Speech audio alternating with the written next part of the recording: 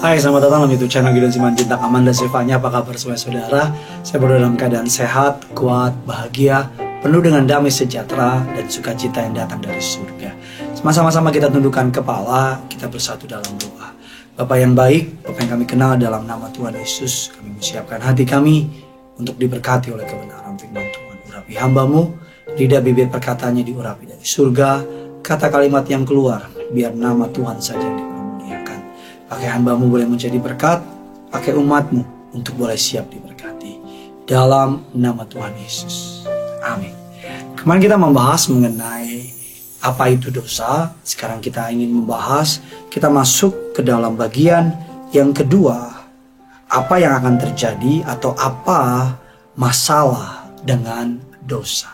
Oke, saya orang berdosa. Apa sih masalahnya dengan dosa? Alkitab katakan bahwa yang pertama, kita terlahir dengan hasrat untuk berbuat dosa. Sadar gak sadar, tidak ada orang bilang, oh bayi baru lahir, bayi yang suci, kudus dan sebagainya. Sesungguhnya dia membawa yang namanya dosa turunan. Dia membawa DNA dari manusia pertama yang jatuh dalam dosa. Firman Allah mengatakan, Roma 7, 14, 15 mengatakan demikian. Sebab kita tahu bahwa hukum Taurat adalah rohani, tapi aku bersifat daging, terjual di bawah kuasa dosa. Sebab apa yang aku perbuat, aku tidak tahu. Karena bukan apa yang aku kehendaki yang aku perbuat, tetapi apa yang aku benci, itulah yang aku perbuat. Bukan apa yang aku kehendaki yaitu yang baik yang aku perbuat, melainkan apa yang tidak aku kehendaki, yaitu yang jahat yang aku perbuat. Dari ayat tadi kita tahu bahwa setiap kita dasarnya itu punya habit untuk gampang buat dosa. Saya mau tanya sama saudara, lebih gampang mana? Mengampuni atau membenci? Atau membalas? Pasti jawabannya membalas. Anak kecil gak perlu diajarin, sudah bisa marah. Anak kecil gak perlu diajarin, udah bisa bohong. Kenapa? Karena memang dari sananya manusia itu sudah korup, sudah rusak. Dosa, kita lahir dengan hasrat untuk berbuat dosa. Yang kedua, apa masalah dengan dosa? Yang kedua, dosa merusak hubungan saya dengan Tuhan. Yesaya 59 yang kedua mengatakan demikian. Tetapi yang merupakan pemisah antara kamu dan Allahmu ialah segala kejahatan. Dan yang membuat dia menyembunyikan diri terhadap kamu sehingga ia tidak mendengar ialah segala dosamu. Dosa merusak hubungan saudara dengan Tuhan. Dosa membuat saudara gak pede ngadep Tuhan. Dosa membuat saudara gak dapat nangkep apa mau Tuhan. Dosa membuat saudara mengalami penurunan nilai. Dosa membuat saudara mengalami yang namanya penurunan kualitas. Saudara menjadi takut, insecure, terintimidasi, terdakwa, sehingga saudara tidak berani menghadap kepada Tuhan. Dosa membuat merusak hubungan saudara dengan Tuhan. Yang kedua, yang ketiga, saudara, dikatakan setiap kali saya berdosa, sesuatu dalam diri saya mati. Yakobus 1 ayat yang ke-15, dan apabila keinginan itu telah dibuahi, ia melahirkan dosa. Dan apabila dosa itu sudah matang, ia melahirkan maut. Setiap kali saudara berdosa, kalau saudara tidak bertobat, sadar gak sadar, something inside of you die, mati. Rasa percaya diri saudara mati, iman saudara mati. Yang paling parah dari dosa itu membuat kita buta atas kehendak Allah. Membuat kita kehilangan kepekaan. Membuat kita kehilangan fellowship dengan Roh Kudus. Membuat kita kehilangan apa yang menjadi keistimewaan kita dengan Tuhan. Setiap kali saudara berdosa, sesuatu dalam diri saudara mati. Dan yang terakhir, apa sih masalah dengan dosa? Yang terakhir, dosa membawa kerusakan jangka panjang. Kalau saya nggak mau bilang yang kekal, tapi dosa membawa kerusakan yang jangka panjang. Galatia 6 ayat yang ke-7 dan 6 dan 7-8 mengatakan demikian.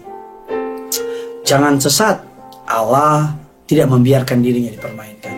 Karena apa yang ditabur orang, itu yang akan dituainya. Sebab barang siapa menabur dalam dagingnya, ia menuai kebinasaan dari dagingnya. Tetapi barang siapa menabur dalam roh, ia akan menuai hidup yang kekal dari roh tersebut.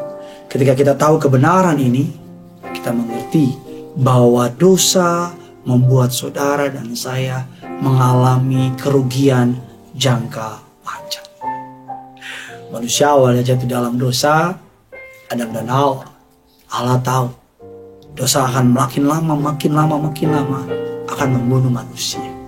Akibat dosa, Adam dan Hawa kehilangan fellowshipnya dengan Tuhan. Akibat dosa, Adam dan Hawa tidak dapat menikmati berkat Tuhan.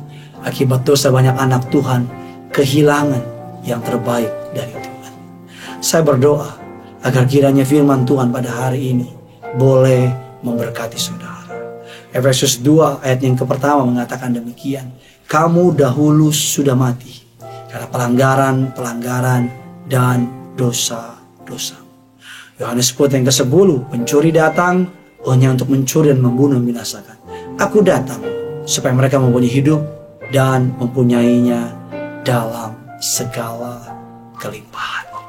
Yesus datang untuk menebus saudara dan saya. Yesus datang untuk menyelamatkan saudara dan saya.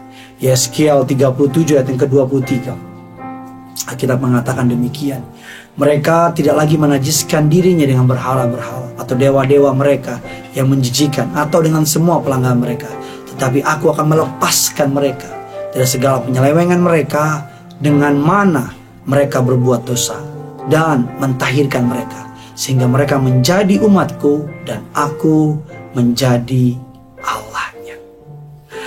Zakaria 13 ayat yang ke-9. Aku akan menaruh yang sepertiga dalam api dan memurnikan mereka seperti orang yang memurnikan perak. Aku akan menguji mereka seperti orang yang mengujikan emas. Mereka akan memanggil namaku dan aku akan menjawab mereka. Aku akan berkata, mereka adalah umatku. Mereka akan menjawab, Tuhan adalah Allahku. Ketika kita datang kepada Tuhan, Tuhan akan memurnikan kita dan menyambut kita kembali.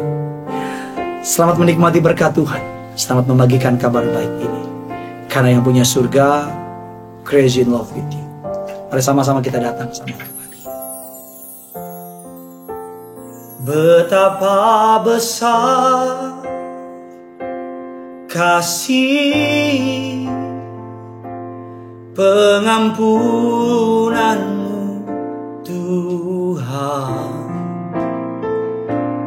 Tak kau pandang hina hati yang hancur.